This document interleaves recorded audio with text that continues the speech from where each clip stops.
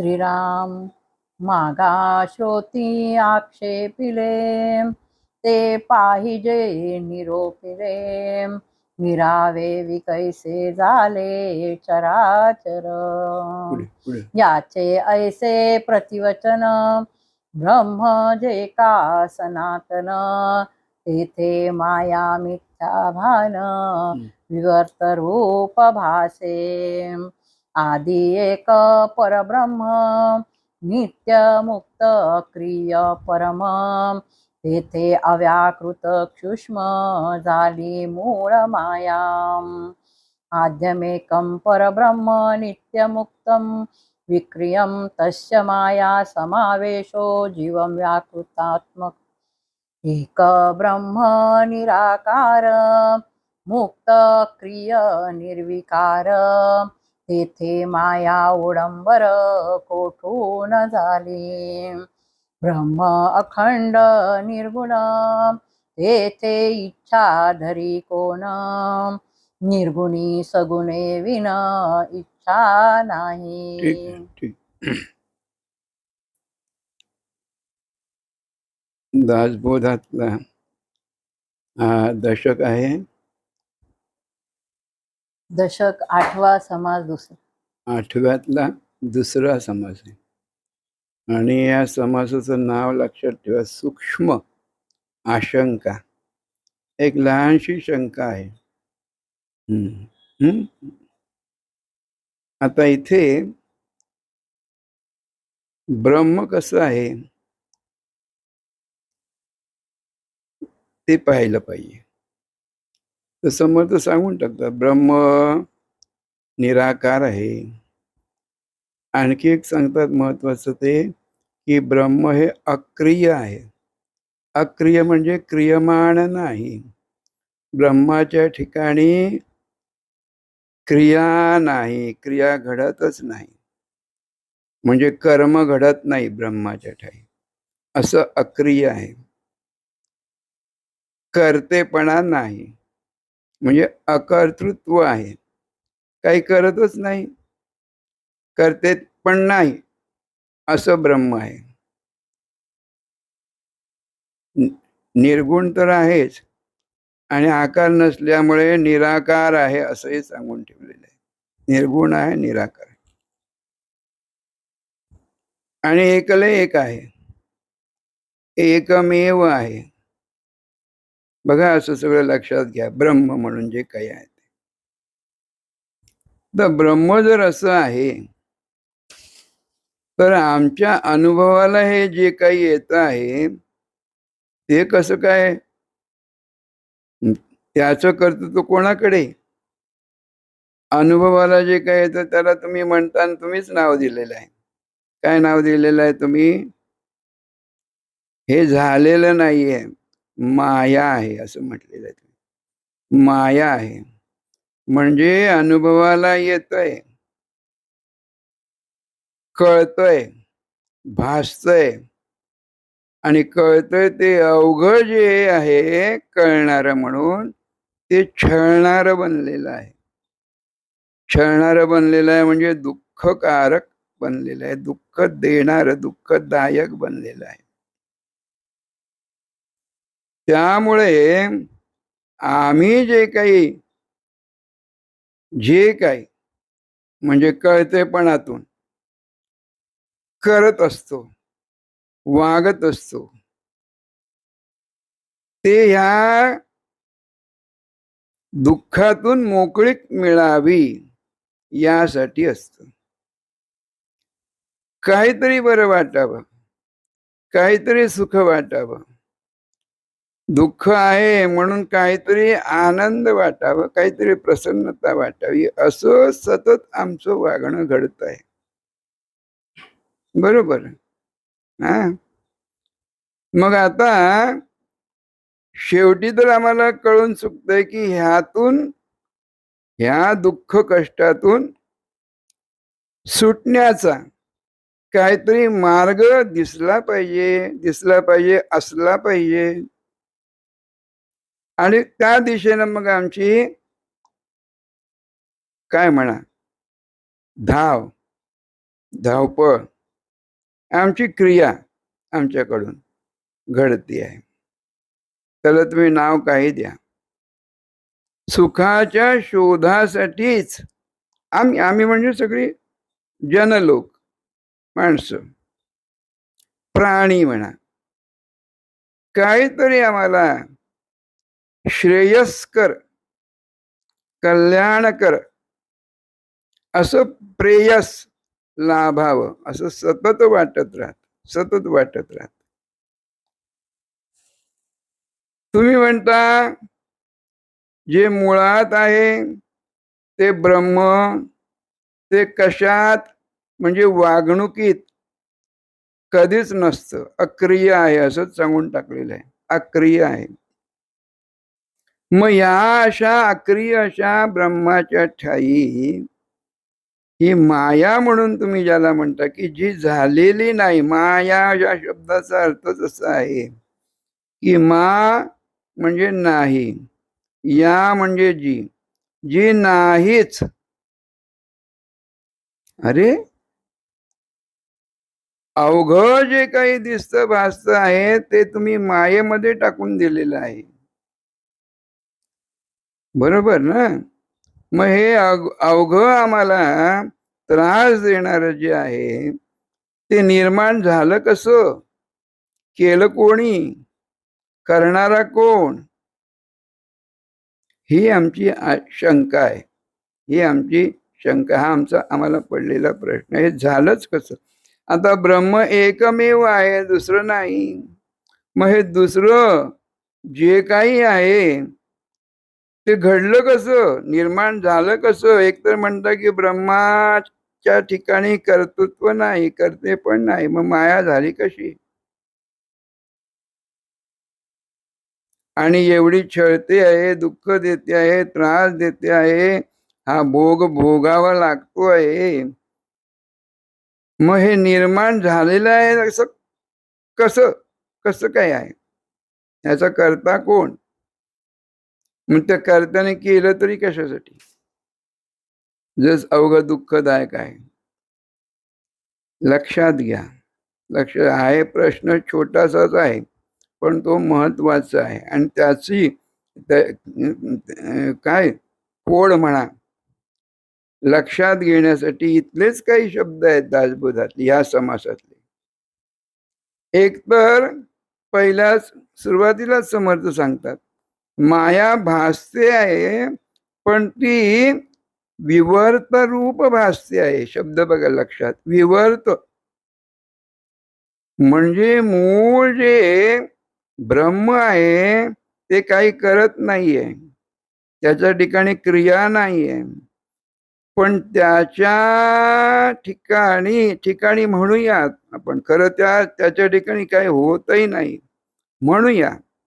विवर्त ते मूळ जे आहे त्याच्यावर काहीतरी वर्तत आहे असं वलय निर्माण होतं. विवर्त त्याच्यावर वर्तल्यासारखं काहीतरी वाटतंय, हा विवर्त रूप ती माया आहे. म्हणजे मूळ जे आहे ब्रह्म ते आहे तसंच आहे, तिथे होत जात काही नाही. पण माया आहे ती केवळ भासमान आहे वर त्या ब्रह्माच्या ठाई, ती झालेली नाही किंवा कोणी केलेली नाही असं हे आधी मुळात समजून घ्या. माया झालेली नाही, कोणी केलेली नाही, म्हणजे तिचा करताही कोणी नाहीये, करता नाही आणि केलेलं आहे असं कर्मही ते नाही, म्हणजे आधार काहीच नाही. समजून घेण्यासाठी तुम्हाला काय सांगू, तुम्ही स्वतः रात्री स्वप्न जे पाहता ते लक्षात घ्या. स्वप्नामध्ये काय काय काय काय घडलेलं तुम्ही पाहता, अनुभवता आणि त्या स्वप्नामध्ये ते तुम्ही खरंही मानलेलं असतं. सगळं जे काही आहे अवघं, अगदी पंचसंवेदनांचं विश्व उभं राहिलेलं तुम्हाला दिसतं. तुम्ही अनुभव प्रत्यक्ष घेतलाय असंही तुम्हाला वाटतंय. पण जेव्हा जाग येते, त्या जागेत त्यातलं काहीही उरलेलं नसतं. केवळ भास मात्र. हा जो स्वप्नातला अनुभव आहे, तो घेणारा आहे तसाच आहे. स्वप्नातला अनुभव घेणारा तसाच आहे. स्वप्नात जे काही घडलं त्याचा त्याच्यावर अणुमात्र संसर्ग झालेला नाही.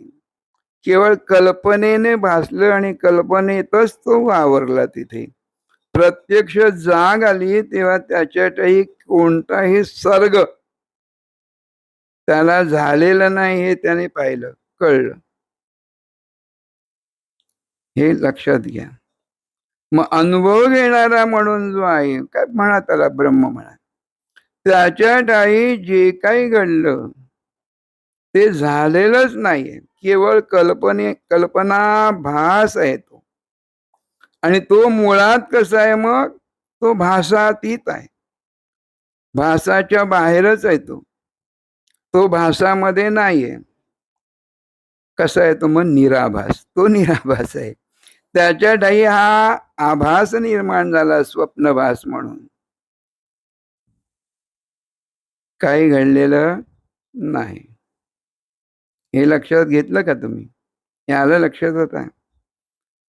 तद्वत त्याचप्रमाणे हे आता जे काही तुम्ही म्हणाल तुमच्या जन्मापासून म्हणा, तुमच्या अनुभवाला येत आहे, तुमच्या जन्मापासून तुमच्या अनुभवात येत आहे, ते ते असंच आहे. केवळ भास मात्र आहे. केवळ कल्पना मात्र आहे. कल्पनेचा जन्म झालेला आहे, तुमचा नाही. तुम्ही ते ब्रह्म आहात, सदोदित आहे तसंच्या तसं असं ते ब्रह्म तुम्ही आहात. आणि तुमच्या ठायी कल्पना मात्र जन्म झालेला आहे. मूळचे तुम्ही अजन्मा आहात. मूळचे तुम्ही कसे आहात? अनबॉर्न आहात. मूळचे तुम्ही कसे आहात? अनबॉर्न असल्यामुळे, अजन्म असल्यामुळे अमरण आहात. मरण तुम्हाला शिवू शकत नाही. अमृत आहात. जसे आहात तसे आहात. जसे आहात तसे आहात. नेहमीच सदासाठी. मग कल्पनेचा जन्म झाला, तो कल्पना मात्र आहे. देह म्हणून, शरीर म्हणून कल्पनेचा तो खरा मानला आणि त्याचे सगळे भोग तुमच्या नशिबी आली.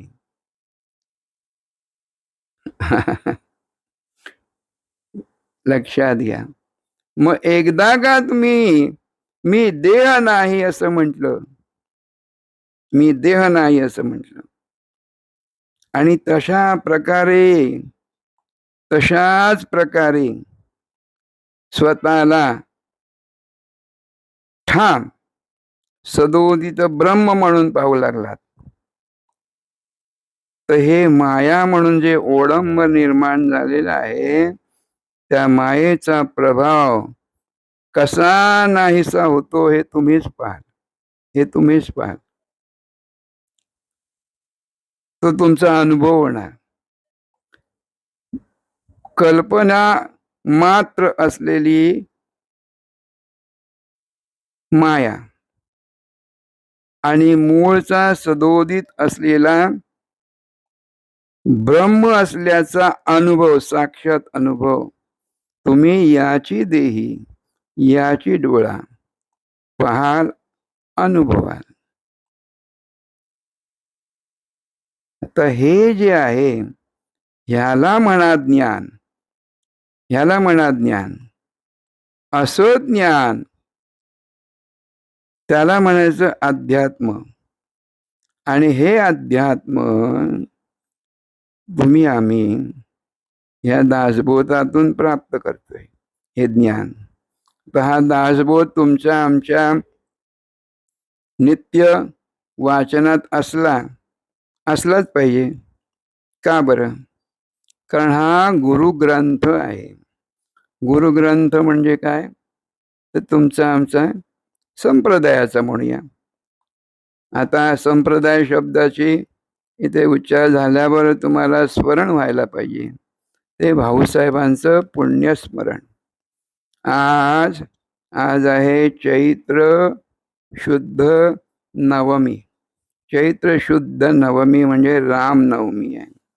तर आजच्या दिवशीच आहे भाऊसाहेबांचा पुन्हा बघा कल्पनेतला जन्म.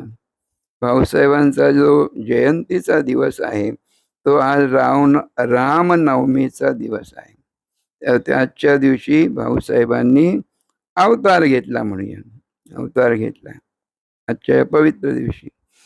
तर आणि मग भाऊसाहेबांनी त्यांचे सद्गुरू गुरुलिंग जंगम महाराज यांच्याकडून ज्ञान प्राप्त करून घेतलं.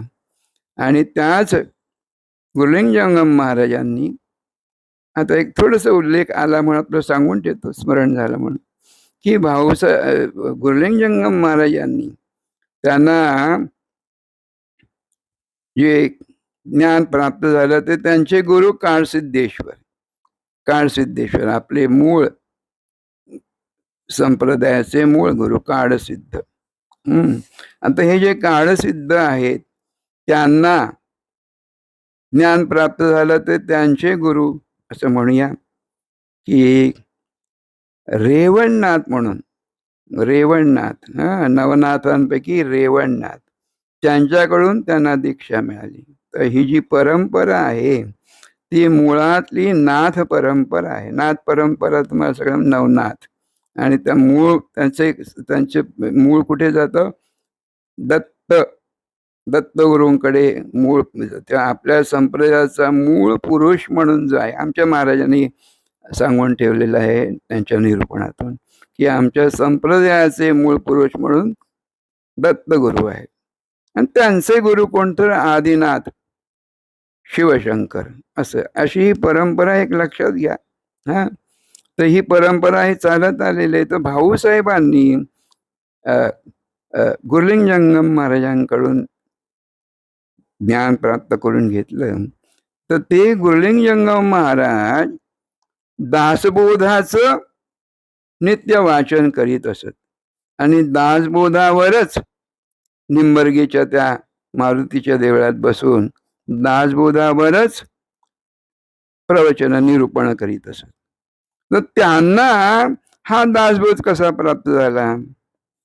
तर असं सांगतात की एके दिवशी ते असे मार्गातून चालले असताना एक असा घोडेस्वार कोणी आला, असा तेजपुंज असा घोडेस्वार, आणि घोड्यावरून आला आणि तिचं समोर गुरुलिंग जंगमांच्या समोर घोडा थांबला आणि आपल्या हातातला एक ग्रंथ त्यांनी गुरुलिंग जंगम महाराजांच्या हाती दिला. लक्षात घ्या जरा. आणि निघून गेला. असं सांगतात की तो जो घोडेस्वार आला तेजपुंज असा, तो दुसरा तिसरा कोणी नसून स्वतः समर्थ रामदास होते. समर्थ रामदासांनी आपला दासबोध गुरुलिंग जंगम महाराजांच्या हाती दिला.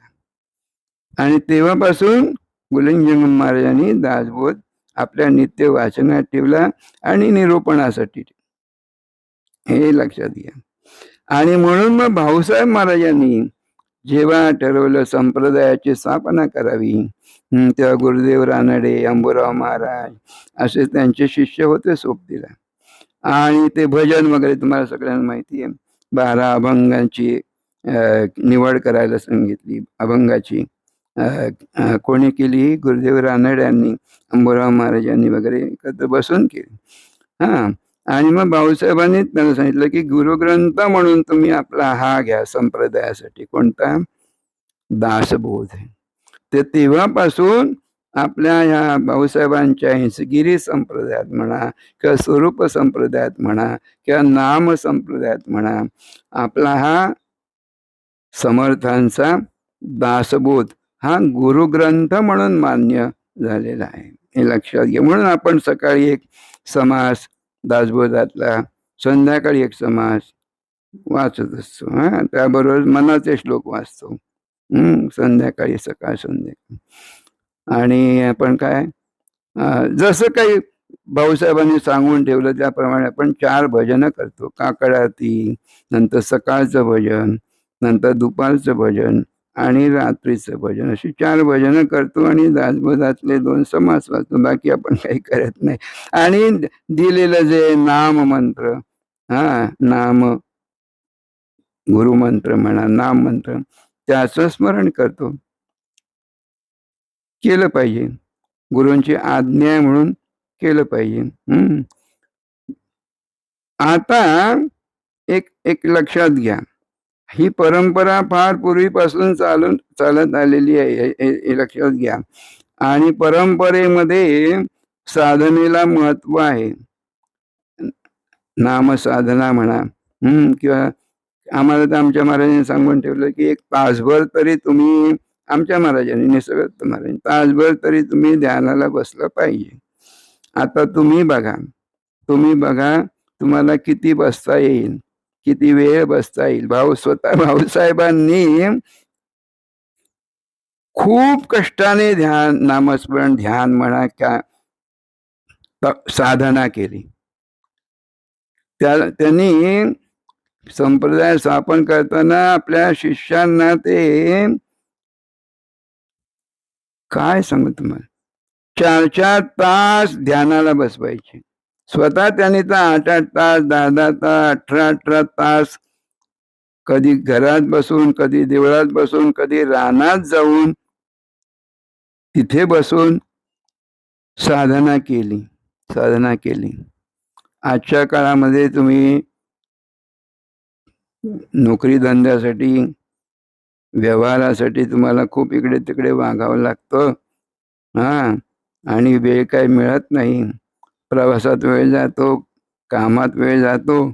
तर उद्योगधंदा करता करता वेळेचा लाभ, म्हणजे निवांत वेळेचा लाभ काही तुम्हाला होत नाही. तर जेव्हा कधी निवांत वेळ मिळेल काढा. 24 तासात आपण सगळाच वेळ केवळ उदरम भरण्यासाठी दिला तर मुख्य जे आहे साधायचं, स्वरूप साध्य करून घ्यायचं, त्याचा लाभ काही होणार नाही. तर त्यासाठी थोडा तरी वेळ तुम्ही, काय म्हणतो त्याला, बळाने म्हणजे जबरदस्तीने वेळ बाजूला काढलाच पाहिजे. नाही, मला सकाळी 15 मिनिटं, 10 मिनिटं तरी मला सकाळी बसायचं ध्यानाला, असं म्हणून बसलं पाहिजे. किंवा रात्री घरी आल्यावर म्हणा 10 मिनिटं तरी मला बसलं पाहिजे, असं म्हणून ते बळाने, निग्रहाने तसा वेळ काढून तुम्ही बसलं पाहिजे. लक्षात घ्या. आता हे तुम्हाला सांगत असताना आमच्या महाराजांनी जे काही ज्ञान म्हणून सांगितलंय त्यातला एक भाग तुम्हाला इथेच आता सांगून टाकतो. शक्य झालं तर तुम्ही हे कराच, परंतु एक गोष्ट विवेकाची आहे, ती तुम्हाला आमच्या महाराजांनी सांगितली म्हणून सांगतोय. काय आहे ती? त्यांनी असं सांगितलंय. आता हा समासाचा विषय पण तोच आहे म्हणून आता ते इथेच सांगून टाकतो. अगा जे घडलेची नाही त्याची वार्ता पुससी काही, असंच आहे ना. सूक्ष्म आशंका काय आहे की असं ब्रह्म आहे जे सदोदित जसं आहे तसंच आहे. मग हे मायेचं जे काही आहे, कपटकारस्थान म्हणा, दुःखदायक म्हणा, ते कसं उभं राहिलं. तर इथे संपूर्णपणे विवेक, तुमचा विवेक म्हणजे, पुन्हा लक्षात घ्या, विवेक म्हणजे काय? विचार करणं. विवेक म्हणजे काय? विचार करणं, नुसता विचार करणं नाही. तर सत काय आणि असत काय, सत्य काय आणि कल्पना काय, सत्य काय आणि मिथ्या काय, याचा विचार करणं म्हणजे विवेक करणं. मग आता निरक्षीर विवेक न्याय म्हणतात. म्हणजे तो राजहंस असतो ना, तो काय करतो असं म्हणतात, की दूध आणि पाणी एकत्र असेल एखाद्या भांड्यामध्ये, तर एकत्र मिसळलेलं, वेगळं नाही. तर राजहंस काय करतो, ते पिताना त्यातलं दूधच केवळ तो आपल्या चोचीतून प्राशन करतोय आणि मग खाली पाणी उरतं. इथे काय आहे बघा. तर तो निरक्षीर न्याय तुम्ही केला पाहिजे. आता इथे तुमच्या सकाळी जाग आल्यापासून रात्री झोपेपर्यंत तुमच्या अनुभवात जो काही भाग येतो आहे अवघा, सतत अहोरात्र अवघा अनुभव तुमचा होतो आहे, तो मायेचा होत आहे. मायेशिवाय दुसरं काही नाही. म्हणजे हे सगळं कुठे जमा केलं पाहिजे तुम्ही? तुम्ही खरं म्हणून जमा करताय ते. तर हे खोटं आहे. सद्गुरूंचं सांगणं तुम्हाला, की हा कल्पनेचा खेळ आहे, खरं काही नाही. तर ते तुम्ही खोट्यात जमा करा. त्याला स्पर्श जरी झाला, वागणूक जरी घडली, तरी अगाजे घडलेची नाही, असं तुम्ही पाहिलं पाहिजे. याला म्हणायचं विवेक करणं. तस्मात विचार करावा, देव सार्थकी पाडावा. तर विचार करा आणि हा मायेचा भास ओळखा आणि आपण वेगळे निघा. वेगळे आहात असे राहा. स्वतःला वेगळं पहा, कारण तसे तुम्ही असताच. तसे तुम्ही असतात, तसे तुम्ही आहात. ह्याला म्हणायचं विवेक करणं.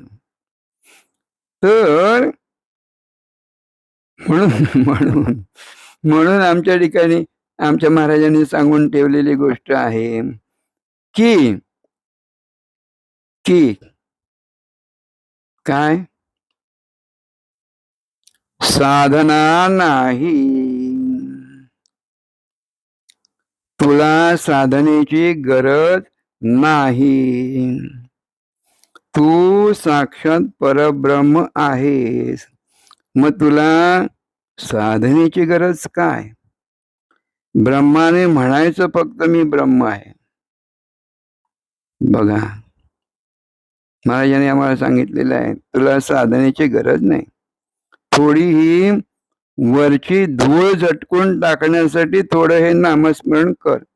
कल्पनेची धूळ झटकून जाण्यासाठी स्फुल्लिंग आहे, तो तेजस्वी आहे, मूळचा आत्म्याचा म्हणा, परमात्म्याचा, त्याच्यावर कल्पनेची राख साचलेली आहे.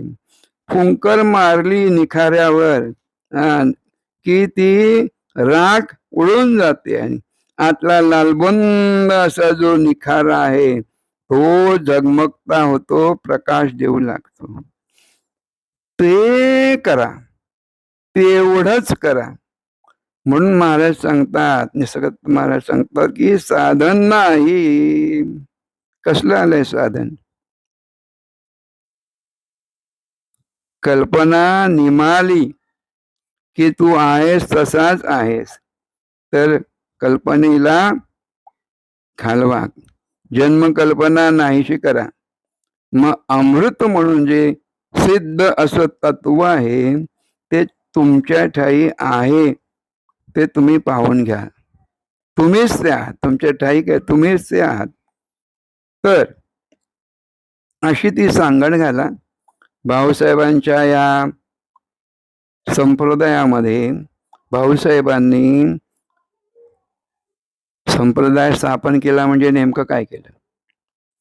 तर भाऊसाहेबांनी आम्हाला भक्तीची वाट दाखवलेली आहे. भक्तीची वाट, म्हणून त्यांनी सांगितलं 4 भजन करा. 4 भजन करायला सांगितले. सिद्धरामेश महाराजांनी तेच सांगितलं, सत्त महाराजांनी तेच सांगितलं, रणजित महाराजांनी तेच सांगितलं. आमच्या या संप्रदायातले जे कोणी आहेत सांगणारे म्हणून निरोप पोहोचवणारे सद्गुरूंचे म्हणून ते हाच निरोप सांगतात की करू नका काही संत संग धरा. तर तो संत संग म्हणजे सत्संग म्हणजे नामस्मरण करा आणि 4 भजन करा. नामस्मरण करा, 4 भजन करा. दासबोधाचे 1-2 समास नित्य वाचनात ठेवा, मनाच्या श्लोकाचं वाचन करा, एवढंच सांगतात. का?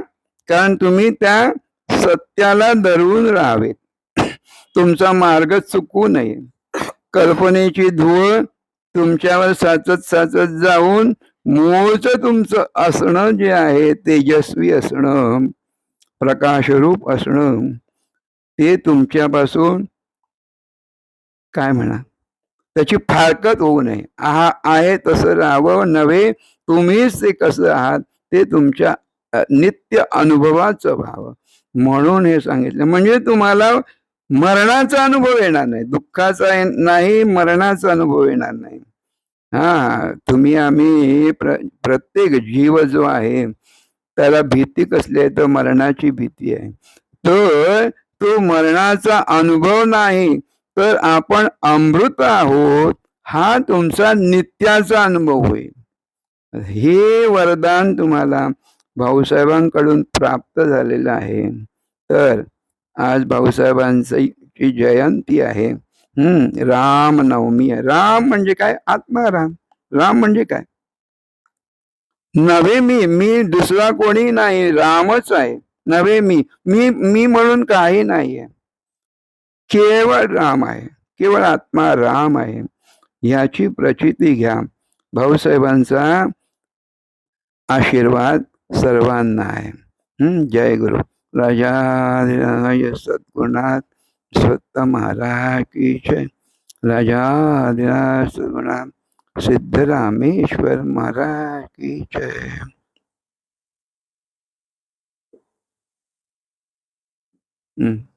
बरे जे झालेची नाही त्याची वार्ता पुससी काही, तथापि सांगो.